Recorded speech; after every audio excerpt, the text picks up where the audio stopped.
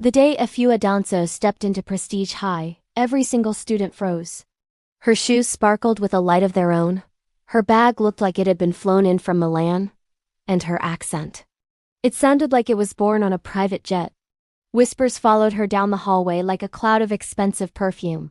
"That's the billionaire's daughter from abroad. I heard she owns half of East City. She's basically royalty." Teachers fell over themselves to please her. Students practically worshipped the ground she walked on. Even the toughest seniors parted like the Red Sea to give her VIP treatment.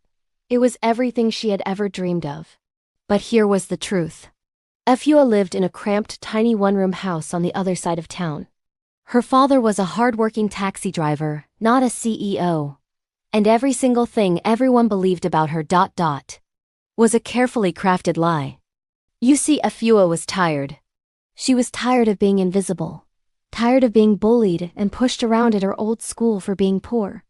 So when she got the chance to transfer to the prestigious Prestige High, she made a promise to herself. "This time," she whispered, "this time, I'll be somebody." Her plan was both simple and audacious. She would pretend to be Efua Danso, the daughter of the man who owned the Danso Group, the biggest, most powerful tech company in the entire country. The name was a coincidence, a lucky break, and she grabbed onto it with both hands. She didn't have to do much. She just dropped a few hints, acted the part, and let the school's rumor mill do the rest.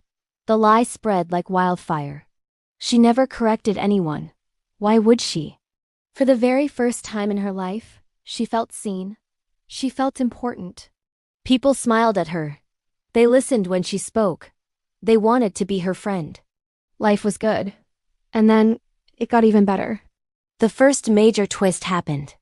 The school announced they were promoting her to the position of Royal Prefect. Now, this wasn't just any old student council role. The Royal Prefect was a special position reserved exclusively for the children of the most important VIPs, the VVIPs. And suddenly, Efua, the taxi driver's daughter, had it.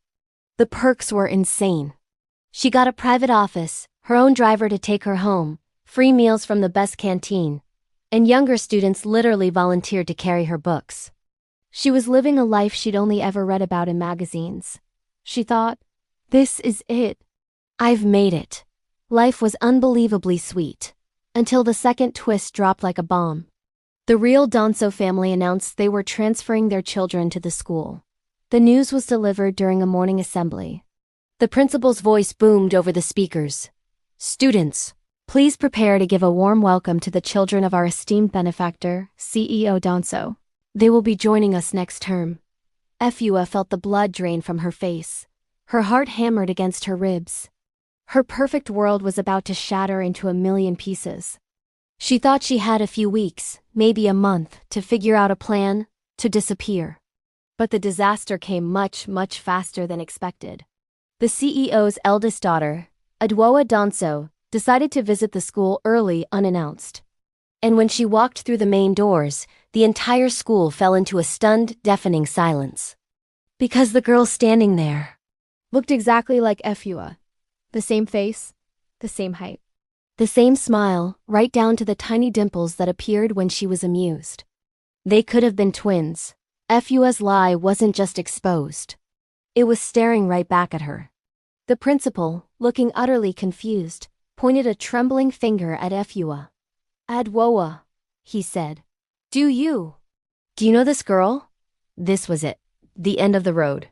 Efua braced for the humiliation, the accusations, the laughter. She was finished. But then the unthinkable happened. The real heiress, Adwoa Danso, looked at Efua, then back at the principal, and smiled calmly. "Yes, of course I know her," she said, her voice clear and confident. "She's my cousin. My father sent her here ahead of us so she could get settled in and make sure everything was ready before we arrived." The entire school hall erupted in cheers and applause. The whispers started again, but this time they were filled with awe. "Wow, they even look alike. Her family is so thoughtful."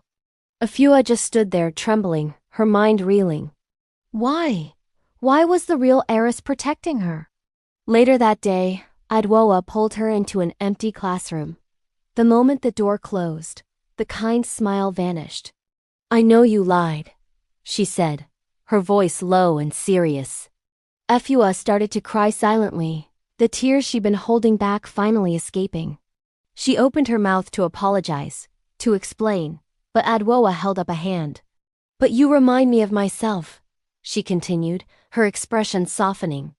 "Before my family became rich, this is how I felt. Invisible. I know what it's like to want to be seen.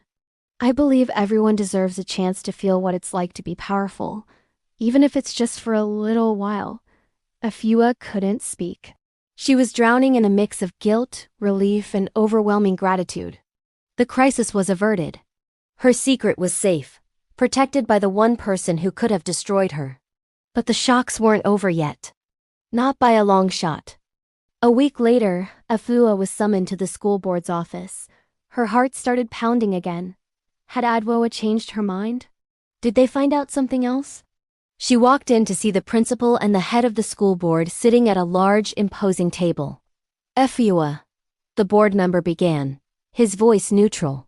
"We need to talk about your enrollment." Efua's hands grew clammy. "We know," he said, cutting straight to the point.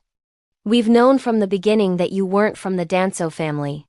"Your records were quite clear." Efua's mouth hung open. "They knew. All this time. Then ... why?" she stammered. The principal leaned forward. "We were conducting an experiment, Efua. We wanted to observe something about our school, about our students ... about human nature. We wanted to see how people behave when they believe someone is powerful or rich or special. And you helped us prove our hypothesis.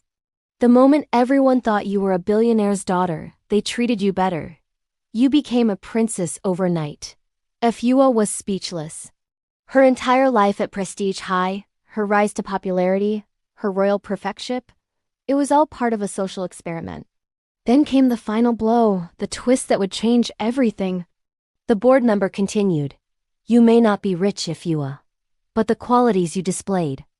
Your leadership, your confidence under pressure, your incredible ability to adapt to any situation, those are real strengths. Those are not things you can fake." He slid a piece of paper across the table. "So we are offering you a full academic scholarship to Prestige High. Not because you lied to us, but because of the person you grew into while you were here. You passed a test you didn't even know you were taking." Efua looked down at the scholarship letter, her vision blurring with a new kind of tears.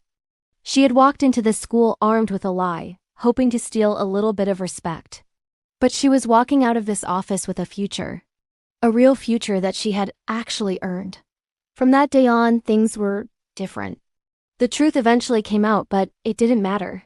The students at Prestige High still called her Princess Efua. But this time, it wasn't because of the lies she told or the family she pretended to have. It was because of the incredible young woman she had become. Thanks for watching. If you enjoyed this story, don't forget to like, subscribe, and hit that notification bell for more. See you next time.